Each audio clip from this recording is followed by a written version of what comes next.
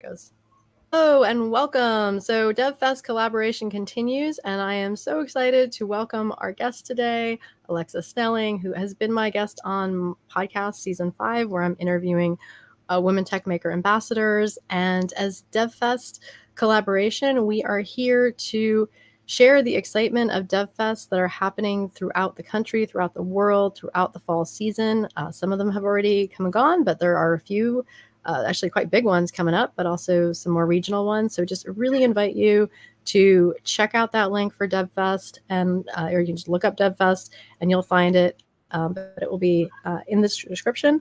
We'll make sure we add that, and it'll just give some plugs. I know New York is coming up on the 11th. I know of November. I know Los Angeles is coming up on December 15th, and just a whole host of others. Burnaby, just outside of Vancouver, or I think it's within the sort of greater Vancouver area, is coming up. And just check the schedule and really encourage you and invite you to just join the local GDG group near you, because they're the ones who host these terrific events. And they are for people who are in tech. They're for people who are tech adjacent. They're for all of us, where tech just kind of infiltrates every aspect of our lives, because tell us we're not on phones and computers like all the time. And now with AI and generative AI and all of these things that are really starting to transform every aspect of our society in ways that we can't even imagine, it is really important, I believe, that everybody is up on these conversations and knows how to ask questions and knows how to stand up and put in those guardrails, because AI safety is a big concern. And but there's just so much opportunity with what we have going on. And I'm just really excited about our guest today. So what we have here in DevFest collaboration are just bite-sized takeaways to give you a taste of DevFest, the speakers, the topics, the tech that we're introducing. And I'm so pleased we have a founder here today. So she's going to be talking about her company, Skillvill, and its launch, which I have been getting to sort of get to check in from time to time because you've been a guest with us before. And it's exciting to see this progress. So I will turn it over to you to introduce us, and I'm just going to bring us over here so we can get a look at your screen. Thank you so much for having me back on. I mean, there's so many exciting things happening with DevFest. What we really wanted to showcase today was one of the things that we are participating in with the DevFest. A big topic for us, not just as women tech makers, but that we at Skillvill are doing in partnership with the various DevFests around the world, is this unique network. We really looked at, okay, what is the power of collaboration? Where could technology and these new technologies take us? And how are we going to collaborate and meet? And then what are we going to do next together? And Skillvill is a place where you can connect with one another, collaborate, and level each other up. So DevFest is a perfect example of that, where you connect and learn new things and then level up together. So it was a really natural fit for us to start partnering with DevFest and say, hey, look, what could we do together to make this experience that's in person often? Sometimes it's hybrid, sometimes it's fully virtual, but what can we do to really make this more accessible, really make the collaborations more powerful, reach further? And that's when we came up with this idea, is let's create a circle on Skillvill for DevFest. We will invite free everyone who's a participant of any DevFest. So if you are leading a DevFest, let us know. We are happy to co-promote and share your DevFest, and they will land here. And so this is really, if you think of like a LinkedIn meets Facebook meets Twitch a little bit here when you have the live event streaming. This is really the home virtual space of where we can all connect and collaborate. So even if you're not able to attend in person, you can still participate and engage with other participants here, which is really going to be quite interesting to see how people connect with one another between the different DevFests, which have never been done before. And we have a few activities that we have kind of planted the seeds for, so that when you land here, they're things that will get that conversation going, hopefully get these connected networks talking to each other, and just really make a place that we can all meet before, during, and even after a DevFest. Why have these great ideas and inspirations that you get from all of the DevFests around the world just end on the last day of the DevFest? We need to give a virtual space where they can continue and live on. So this is just an example of that circle and kind of our concept for DevFest that we're experimenting with this year. I love that. So where we are our DevFest collaboration, you are sort of remind me of what they have as Google I/O, I/O Connect, I/O Extended. So you are extending that whole experience. And I think that's really important, because we do get really inspired, but it's actually, and I'm kind of challenged with this myself, is I'm on such a steep coding learning curve. And I really need that community and that support as I grow. And there's a fine line between the actual like head down work you do by yourself versus the work that you actually do within a community that just feeds your soul and encourages you and helps you get out of tech holes, which I have fallen into a few this fall semester as a graduate student. And I'm so grateful to have that infrastructure and that structure that helps us, because tech can be really exciting and shiny and sexy, but it also can be quite frustrating. And sometimes you have to go a bit deeper. And I think that you can speak to Skillvill in that way, is it helps us go a bit deeper and really extend not only our community, but our critical thinking and our deliverables, and that we can actually create things that we probably would not have done on our own. Yeah, I mean, I think you said it really well. It's that we can do more together. There's a whole experience, right, that goes beyond when we are together. And then there's a whole experience that exists in this virtual world. And so as you can engage with people in different places, it often is creating barriers, invisible barriers. Some people might not feel comfortable in different virtual spaces. Other people might feel very comfortable. So by providing a variety of tools, like I'll give a few examples. Some people, it's just like there are different types of learners out there. Some people will really want to get into the discussion area, and maybe there's a live panel. We did this at Modesto, where there was a live panel and people could actually tune in and add comments live. So we had this in-person event happening, and then we had questions that could be brought on from others. And so just this idea of how can we really make what we're doing reach more people, and how can we really use that to expand our ideas together, to create more opportunities together, and get out of our silos, because we really want to foster inclusion and more equity and diversity. And you can't do that if you're just always in the same room with the same people every single time, having these conversations. So this is kind of one way that people who like to write and chat and go back and forth, it's also really easy for anyone to create a topic of your own, so you can contribute to this. So this is something that's really your community and circle, that any one of the DevFests, you could hop on Flippa and be able to say, okay, this is what I want to talk about. I just got off a call with Alexis, or we just did this recording, and bring in this experience of kind of what you're thinking about as you're experiencing DevFest in real time. So that was kind of a really fun element. I have questions. Because this I want to make some distinctions of what this is and what this isn't. Because you use words like silo, but you used words like open and connected. And in some ways, I want to, because immediately, for some reason, this particular event in Chicago that I went to eons ago, and I want to say this is closer to like 2000, somewhere between 2007 and 2010. And we were sort of live tweeting the event, and it was all very exciting. And but when you tweet, it's to the world. It's really open. And this is not open, but open in terms, like you said, there's collaboration, there's community, there's connection, but there's still private spaces. Yes. It's almost like a more, so a lot of times people can like live tweet about an event, but do you want everybody you've ever been connected to know what it is that you're saying about Yes. this particular topic. And Yeah. oftentimes you're not necessarily wanting to be part of this largest discourse.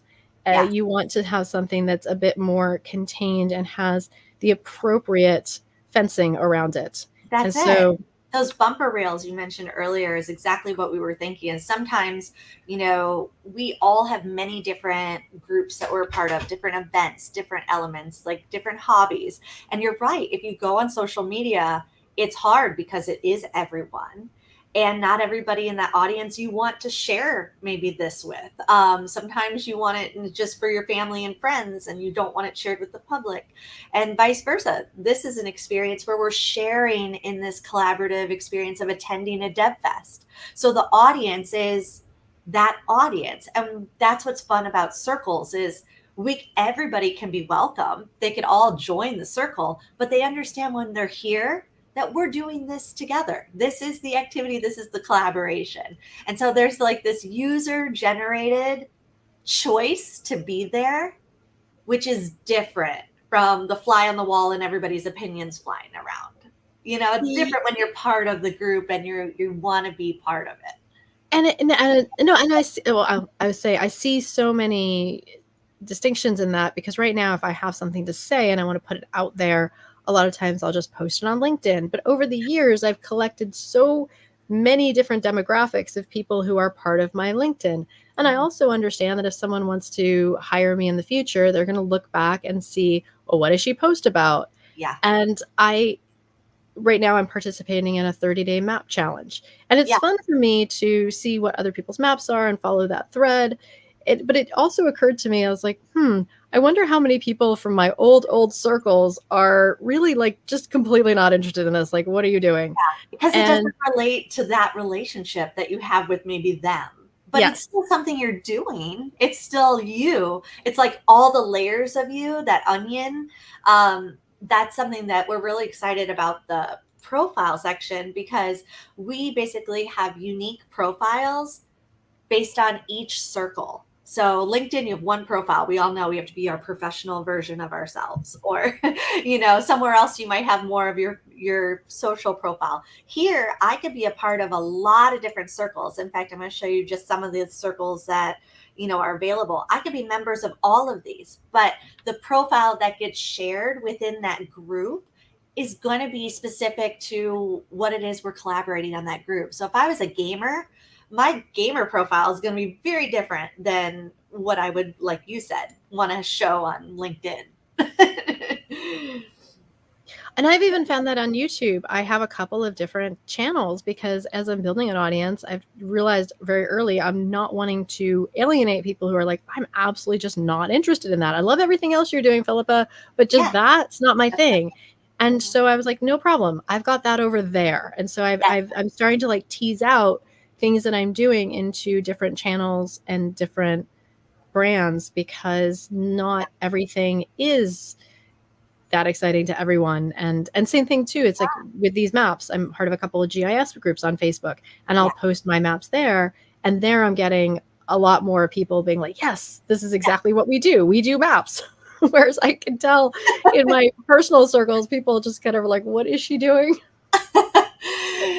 And that is so true of everybody. I think we are all developing so many different skills. The job market right now is evolving so quickly. Skills-based learning, skills-based credentials, certifications. We're seeing a shift in so many things that it is hard for us to just be labeled as one type of thing or profile. And so these multiple channels that you're talking about, we call them circles where we are, but they're happening more and more for people than they ever did before, and maybe our parents or grandparents' time, they had a very clear, like, professional channel of who they would have been back then. And maybe it didn't shift as often. But now the time is an element that is, people are learning things so quickly. People are participating in so many different types of activities. And you have to have a space where you could be all those things and not look kind of schizo or all over the place. Yeah, I will also, when we talk about previous generations, and I definitely had it with a lot of expectation of you're going to get one job and you're going to stay there. And a Yeah. lot of pushback that I would, because my mom's biggest complaint about even my dad was, oh, he had so many jobs. He was always leaving jobs and changing jobs. And then talking to him about it, he had very logical reasons for why he moved on to other opportunities or why things were time limited. And he had kind of come in and done his job and then went on to the next thing. Yeah. But I think it's the matriarchy here. My mom was always like, why aren't you going to like just get a career that you're going to be in for a lifetime? And here I am in grad school and I'm doing a complete reset, and I'm so incredibly grateful for it. Yeah. Because, and this is why DevFest is so important, and this is why Skillvill is so important, because most people cannot just take 4 years out of their lives and say, I'm going to spend more than $250,000 on re-educating myself, which is exactly what I'm doing. Exactly. And so understanding that most people just can't do that, and yet I'm learning so many things and I'm being led to so many different resources, and we're at an incredibly pivotal time right now with AI, machine learning, deep learning kind of coming into our society, our lives. I get to be front and center. Like this is what I'm studying. I get to really be on the front lines of that. I get to be part of a group like Women Tech Makers Ambassadors. And I'm kind of just signed up and I'll be onboarded soon as a Microsoft student ambassador.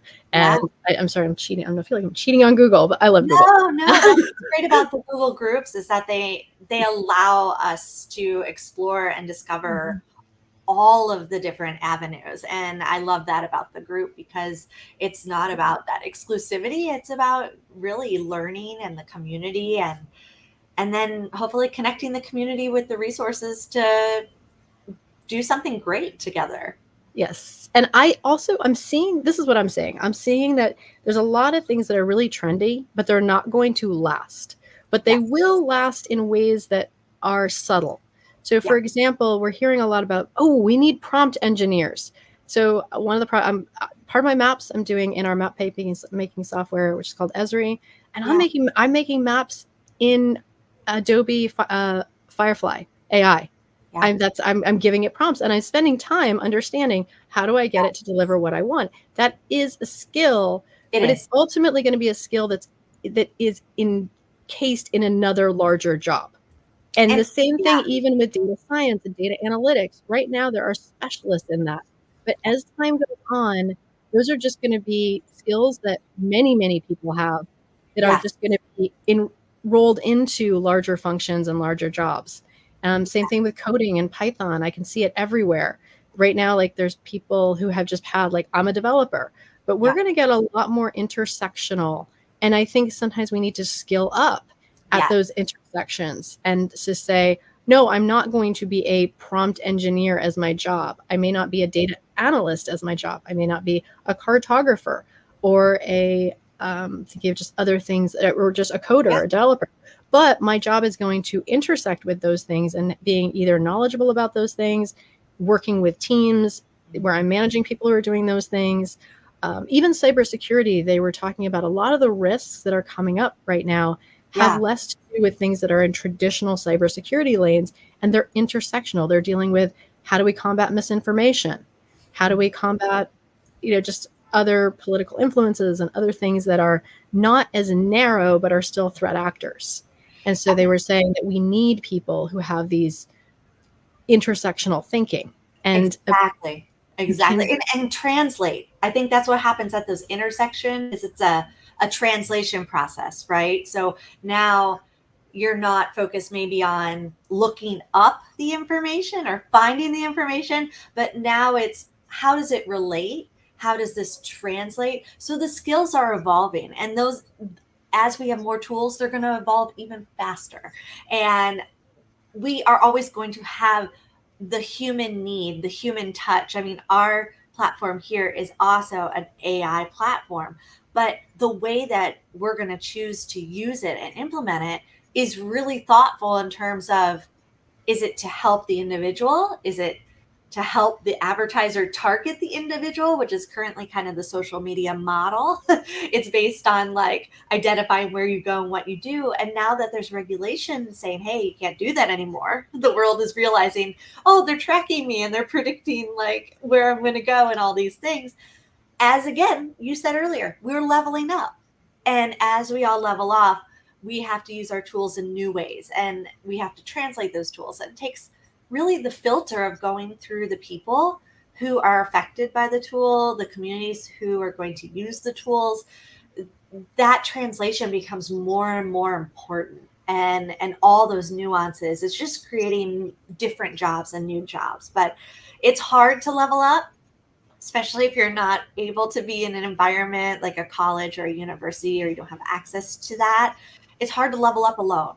And that's where the virtual way of, okay, how do we get these discussions going? How do we get people's curiosities going? How do we do little micro, hey, let's do this together and learn, actually get our hands on it, and go through something together. And that experiential learning is really what we're hoping to bring here, to bridge more of those barriers that might be holding people back. We all have felt that before, like that we maybe don't belong in the room, but we all do. We just have to give ourselves some spaces with the bumper rails that are a little bit safer, so we can feel comfortable to, learn together and fail together and all the other good stuff together.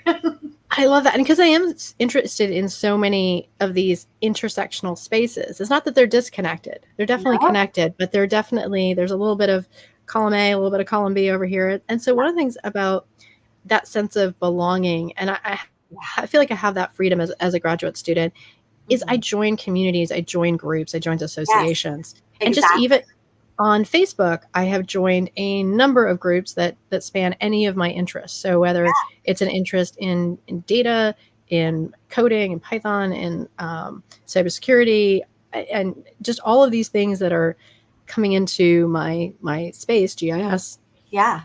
I am finding myself, but a lot of these groups, I just see people saying, hello, will anybody teach me? Where do I start? I don't know the beginning. I mean, they did the move of saying, I'm going to be in this group, but there's just these like conversations that are kind of missing each other. I just feel so many people are like, I don't know where to start. I don't know where to begin. And even for myself as a, for example, I guess spatial data science is really the core of what I'm doing. Yeah. It occurred to me today that I am not nearly reaching my potential because I don't even know, when we look at projects and it's a blank page, where do I find data sets? And I would just love a community and a circle that can like pile in. I love it. How do we have and source like data sets? And because I know people are like, go to Kaggle. BigQuery has them. The USGS has them. NASA has them. And it's like, there's so many, and they're just like, and sometimes you go to them and they're more useful than others. Or there's, freemium models, like what's free, what. And so to be able to not only know the source of them, but the quality of them, what level do you have to be a student to access them? Maxar is free, but it's gated. So you have to apply and say, this is who I am and this is my purpose. And then they'll sort of say, okay, you can access our satellite imagery. Yes. So also that up level of a lot of there's GIS, like, okay, I can use these softwares, but can you do programming? Can you do customization? Because even learning how to use R and Python and data analytics, which is something like they teach us the map making, and they basically sort of say, go play with a data set. But where I had done my best work was when I could marry data sets. And that took a little bit of like, you had to use APIs, you had to open specific things. And then you had, so now you were getting into whether it's RStudio, whether it's SQL, whether it's Python, whether it's, I haven't even gotten into Tableau yet, but I just know that there's just a whole bunch of people, I'm not alone, who look at a blank page and are like, where do I start? That's it. And the other thing that you said that's super important, and I'm just opening random circles because you're absolutely right. There's a starting point that happens on social, which is great, right? Like you met all these people, but what is it when you break out into that room, right? And you're working on a specific problem. And when you start distilling down these groups, saying, okay, we have a lot in common, here's a group. But then there's a project. And that is something that the groups aren't really doing quite in the same way that we are on Skillvill, because you can work together on a project. Say, okay, we started in this group. We met, maybe, let's say we met at DevFest and we met on stage during an event. So I'm going to turn on the stage here really quick. And we're here live at the event. We were listening to our thing together. And then we get out and we're like, hey, you know what? There were some people that had a really great conversation, like the question you just had. Let's go in and start a topic or a discussion. Say, hey, who else wants to share tips and resources on this? And they can start the feed there specifically about it. Or if it develops into more of like an actual project, say, hey, I want a study group that we can learn this together, or a group to give me feedback on what I'm doing. You could actually even launch and create your own circle that's specifically to that. So you not only attract people that maybe you met inside of a circle, but now on Skillvill, there's going to be people who go, oh, cool, I totally know what you're talking about, and I want to help with that. And this is where this intersection of allies that are outside your network that you maybe haven't met yet on Skillvill, you can connect with, but it's really specific down to what it is that you're working on together. So, one of the things that I always had on my profile for a while was, taking the BS out of connecting. And because we spend so much time just trying to reach each other and get on the same page and figure out who wants to do something and who doesn't. Imagine if all that time could have been spent actually doing the thing that we want to do together. So it's an exciting way to create more of these alignments. And, in the feed, you can see what people are up to. So as your allies grow and you collaborate more and you participate more, now you're going to see here recommendations and feeds and things based on what you're working on, so that you can really manufacture more of those serendipitous moments, those learning opportunities, those collaborations. And they're just going to start to flow more naturally. So, but it definitely does come down to circles and being able to say, okay, what is it that we want to come together and work on or look at? So that I just wanted to bring up because it totally relates to what you were saying. Like, you could have launched a circle on any topic that you wanted to lead for any level, and it's going to obviously attract people. But a lot of times these circles are really struggling to reach their audience, and they're really struggling to find that alignment-based connections, because maybe they're not spending enough in advertising dollars to get seen, or they don't have money to spend. So this is a little bit of a new way to create this accessible network of how to connect. And there, we've really put in some monetization things that are really going to help communities be able to support themselves and attract those allies in ways that really haven't ever been done before. So I have questions, more questions. Absolutely. I love this. And so things I'm seeing lately. So I just, again, in joining those groups. So one of the groups I've joined recently is Women Plus in Geospatial. And they held their first sort of and I was part of their, like, I'll call it year long, but it's from now through May, mentorship program. And I'm in a peer mentoring group, and they did an onboarding call for us on Discord. Okay. So there's Discord, there's Telegram, and I mean, in addition to sort of our normal sort of social media networks, but the social media networks, unless you sort of set up a page for something, and it's really painful to grow a page. Yeah. So a couple questions is like, what are the similarities and differences between something like Discord or Slack, which I see a lot of people using, and then maybe, so in addition to that, how do we bring our people over here? Do we set this up like, oh, I have a Skillvill, just like I have a formerly Twitter, now X account. I have LinkedIn. I mean, how do I bring people into the ecosystem? Yeah, absolutely. So I'll start with some of the things that are similar and different. And they're different for different purposes, right? So we're not saying one is good or one isn't. Just to clarify, just like any tool, it's just tool is developed this way because it's maybe better for a certain situation or purpose. So I'll clarify kind of why, what situations this is really going to be the best fit for. You mentioned starting like Discord or Slack. And one of the things that we found is when you're working, if you want to get into this flow state of truly being productive, so where you can have your stuff you're doing, and then when you're interacting with others and collaborating with others, you're also your best self because you're centered. And then when you go work with people, your best self is there to collaborate versus, we have had that feeling on social media sometimes, like we just feel like we're all over and it's just like you can't get a breath in. So the way that we do that a little bit differently is that we have two main zones. We have what you'll notice, these gray areas, which is the task bar, which is basically what do I need to be working on. So when I join a circle, I have some recommended tasks that whoever created that circle set up for me. Maybe it's a welcome message. Just think of it as like a really good host. When they walk in, they're like, hey, can I get you a glass of water? It's something that, like, okay, on that first step, it's just nice and welcoming. But these are things specific for me. So maybe it's recommending I do something. Maybe it's a task I actually want to assign to myself. So you can put your own tasks in. This is your board and your space to jot down a message so you don't forget about it, but it's right here. And that's an important part, that it's all centralized. So okay, I didn't lose it. It's all right here. I can come back to it. I can maybe at the end of the day put it on my calendar and take all the tasks that I had and actually put them into my calendar.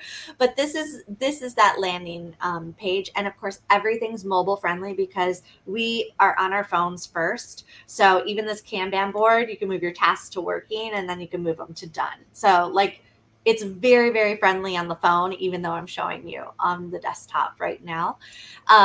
And this is really curated resources. So when you think about, okay, when I go to Discord, or it's based on conversations, it's based on like discussions, like topics, and then they kind of group them.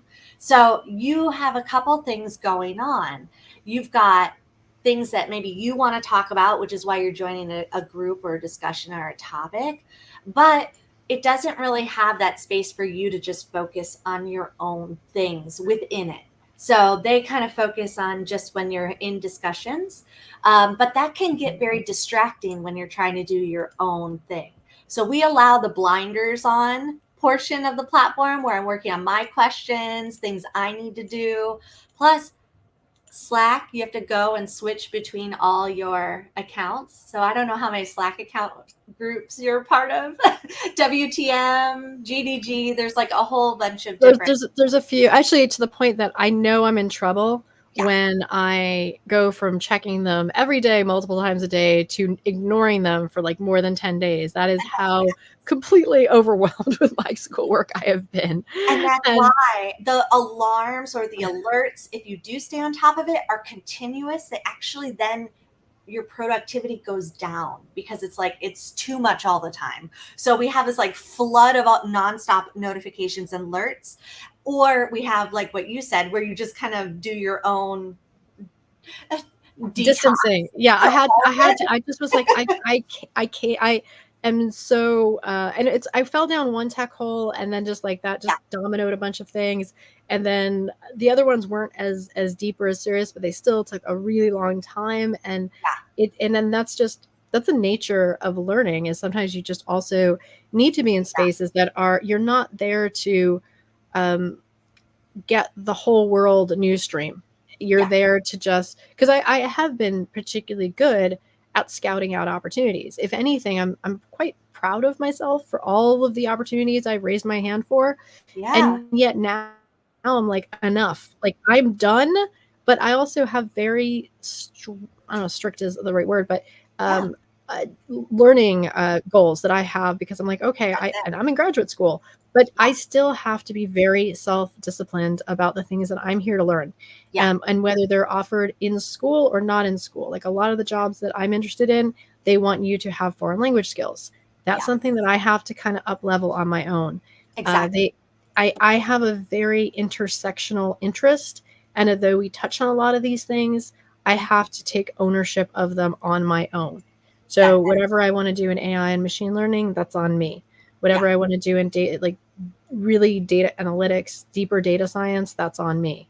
Yeah. And they, I mean, and they're amazing, and all the stuff that they and all the stuff that they do introduce us to, that I want to sort of keep practicing, keep building my portfolios. Those are tasks. Yeah. For example, there's a hackathon that Google has in geospatial Yeah. that's actually coming up in a couple weeks that looks great, and I'm very excited about it. Yeah. And I actually, one of the things I would love is to, and this is a big distinction because sorry, they've said, hey, come to our board here if you're looking to partner with somebody to deliver this. Well, you know, we're at a place in the month where I'm like, well, this is like 15 days out. I can by myself figure something out, but I'm not going to meet someone I've never met before and put together this project. Yeah. But however, I would welcome being part of an active discussion, which they don't have, with other hackathoners. That's it. Saying, let's talk about our project, and eventually, if we want to pair off for the next project.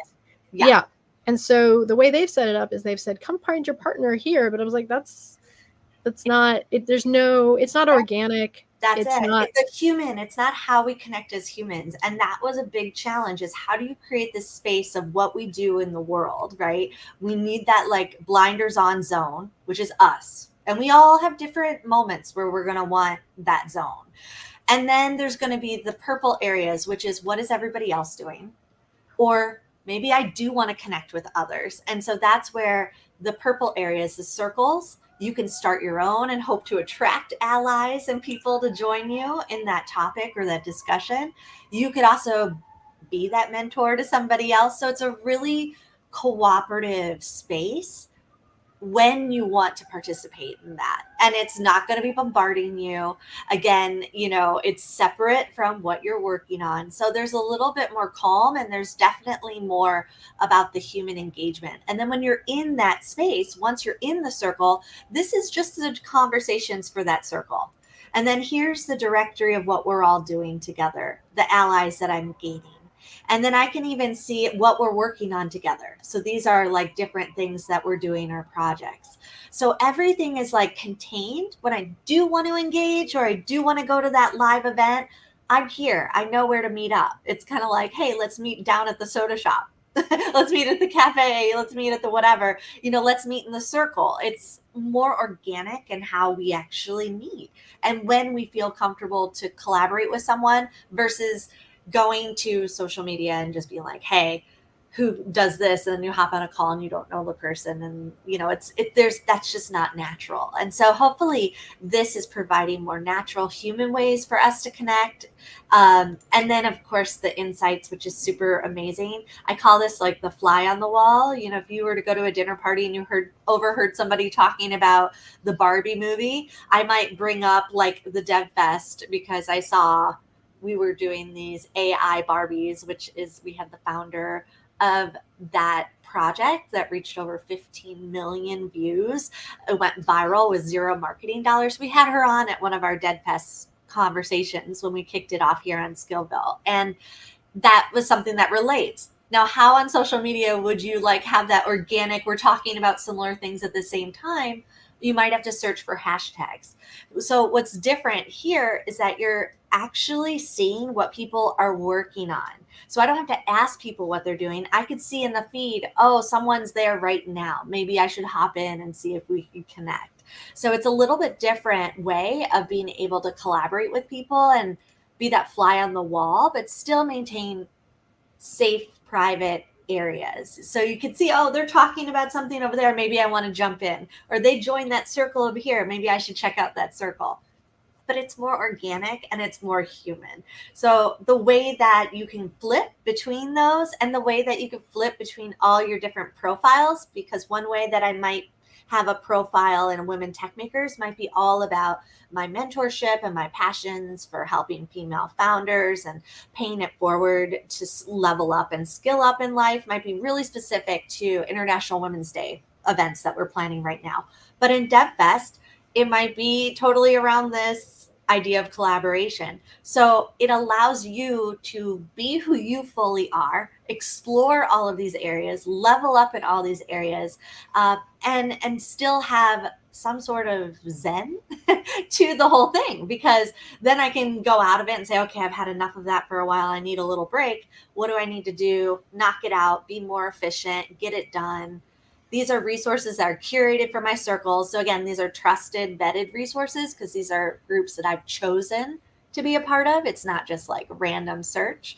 And then this is all the things that I need to do. They're expecting me to upload a picture or a video or answer some questions. And this really helps keep everybody on the same page. But I don't have to worry about, oh my gosh, where do I have to log in for all these different groups? Who has a Google Doc and who has Reddit and who has, my brain gets fatigued even just trying to remember where everything is for all the different groups that we're a part of. Yes, as I look at my screen and realize I have like 57 tabs open. So yes. So next question, a couple more questions. One is, as someone who's interested in things, and can I just kind of look for groups that I think are of interest and raise my hand and say, hey, I'm interested in what you're doing? Or can I start my own group? Or are there groups that are gated and I wouldn't actually be allowed in because they're doing their own thing and I'm not actually part of that? There's all of the above. And definitely you can join. A lot of the circles we have are free, and a lot of the circle leaders are putting out there a free circle to really include as many people as possible. And then of course there might be some paid secret sauce if it's a course or something that does require a payment or a membership or a subscription or a one-time fee. It will show you on the bottom if it's something that you need to pay for to participate. And on each page when you enter, like this one, the cost is free and you can just join. So a lot of times it's just very easy to join. If there is a cost, it'll tell you what it is. The ones that are not open to the public, that are maybe invite only, maybe it's something you have for just your team. You don't want everybody in the world to see it. Those won't show except for the people who are in the group. So like if you're within a company and you just don't want the whole world to know you guys are working on a project, that could be private as well. So you have a little bit of all of those options. And the big thing that we wanted to showcase is if you want to launch a circle, this is really how easy it is. You could decide, is it $100 a month or is it going to be a big video event and I'm going to get sponsors to sponsor my circle? That's $500 a month.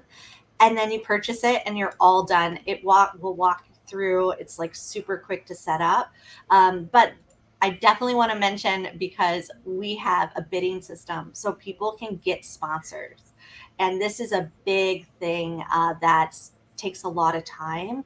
And so our goal is providing the tools that are going to help you actually make your circle profitable if you choose to run it more like a business or a store, or at least cover the cost. So hopefully you can keep the circle as free to as many people as long as possible by supporting it in other ways instead of charging memberships, which limits maybe how many people could actually access that information. Now maybe get the funding from sponsorships or other types of grants that can support it, and keep things more free and more accessible to everybody. So that's definitely up to you when you feel ready. I recommend just join a circle, get going with an experience, get comfortable with just what it's like to be on it. And then when the moment feels right, you can do a circle anytime.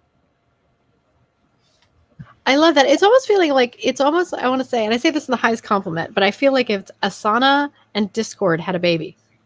Hey, we'll take the compliment, but we feel like you still want both of those because it's a different thing. You still want a CRM. This will not replace it, but it definitely will keep you more zen in between, and it'll help your flow, and it'll, again, it's just a whole different way to make sure you can traverse through to all the different platforms and have it be a little less jarring, hopefully, for everybody. Well, what I love, when I guess what I say, those two things, I see the social media, the communication platform. It sounds like there's presentation tools, which I only was recently introduced, that Discord can do that as well. So you can host a presentation there. And then I also was seeing just in my new project management classes there, I'm not deep into Asana, but it's just sort of, you can lay out your tasks. You can, it's project management software that basically says, hey, we've got a goal, we've got a team, we've got things we want to do, and we need to structure that and organize that. And you mentioned the is it Kanban board? Kanban. Yes. Kanban. Yeah, you've got a Kanban board. So things that are sort of known and popular in project management, team management. And so those are things that I think that's what I was referring to. Is I think I see great like project management tools. I see great communication, social tools. And I use Discord because Discord's a little off the, it is more like its own channel. It's not like a traditional social media where you're like friends with everybody. You go into a lane and then you're part of that particular conversation. Yeah. But it's still limited in the fact that usually it's more about being a part of a discussion than it is about a project. So it lacks those project management skills and purpose. And so that's why I use those particular framing of it.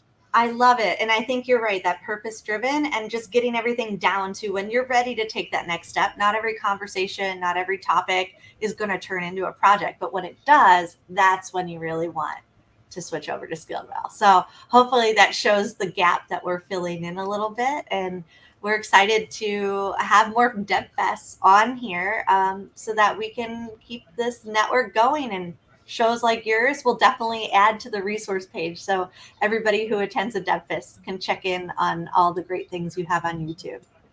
I love it. And actually, I look at YouTube and I look at its strengths and I look at its limitations. And a lot of my mission is come learn with me. And so I feel I can already see value in that as well, in terms of being able to take a conversation off of YouTube. And also, like all of our creators will say, support me on Patreon or support me through Buy Me a Coffee or things like that. I kind of like this. And also, how to explain it, for me and the type of interactions that I have, I do much better, I would say at this point, extemporaneously, because I'm not, like, I've looked at Teachable. I love Teachable. I'm a big fan of the Teachable platform. I love what they've built and developed over time, but I've never felt like, I've used it in the past for a little like free mini sales presentation. Like, hey, we have and this was when I was working for a company, we have a solution. And if you have this problem and you're looking to solve this problem, here's, what some of the challenges are that you're probably facing, a few things you didn't know that you should know, and why our product or service could be a good fit for you. If you think so, schedule a call. And that was actually, so we did use Teachable in that, like, just little like mini intro. I didn't even use video. It was all just like little text and go to the next one, text and slides. And we got a ton of leads off of that. It worked. And I think that but I never felt like I could ever go to the next level with that, because I never felt like myself, especially in my grad school life, that I ever had a course that I was going to teach from beginning to end that could just be standalone. Because even that little mini one was, come talk to us. Yeah. Like, let's continue the conversation. It was just, that's the future of where everybody's going. Is it's not this long drawn out. Not everybody wants to read the whole novel. They just want chapter 3.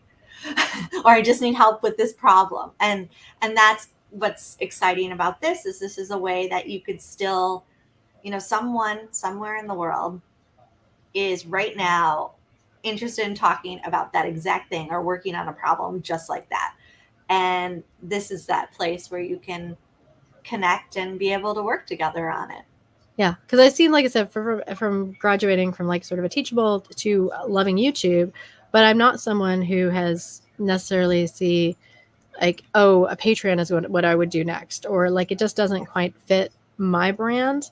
Yeah, this feels a lot more aligned with my thing of like, come, and it's not just even come learn with me. It is kind of come build stuff with me, because even talking to developers, I was part of a research project at Google, and we got partnered with Googlers. And one of my questions to a 10-year developer was, what advice do you have for me as I'm, really sort of going to this next level in my journey? Is like, build stuff. Do not just get stuck in a tutorial loop, which so many people do. Actually build stuff. Yeah, and it's the experience. It's do it. You learn so much from it. And I think what's really exciting about what you're describing is that there's a place that you can have those opportunities to build stuff, and you can do it on a very small project, or it could be a very big project. But that there's the structure that allows for you to more easily connect and actually build it together. Yeah, and that's what I felt like. I could see why I love YouTube, and I still, like I said, I have a huge learning curve and much more to learn and grow on the YouTube ecosystem. But most YouTubers then sort of send you somewhere else to sort of, if you want to be, part of this inner circle, go here. And I haven't really to date kind of known where that go here was. And it has to be, for me, in real time. It can't be like, oh, I've pre-recorded this thing and it's just going to be perfect for you. No, part of like what my skill is that I have the right answer at the right time, or the right question, or the right resource, or something that just adds value in that very extemporaneous kind of way. And I haven't seen anything that fits that to date. So to me, this is very, very, very exciting.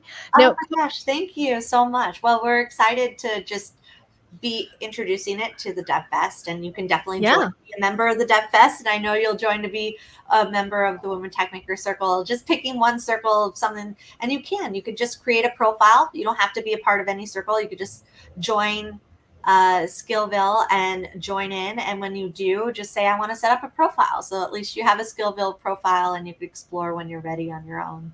Oh, this is very, very exciting. And I'm just a couple more just commercials as we kind of wrap this up. One is in the description below, check out DevFest near you. And whether you've missed the one or it's coming up, be sure that we can go ahead and join that GDG, so you learn about events all year long.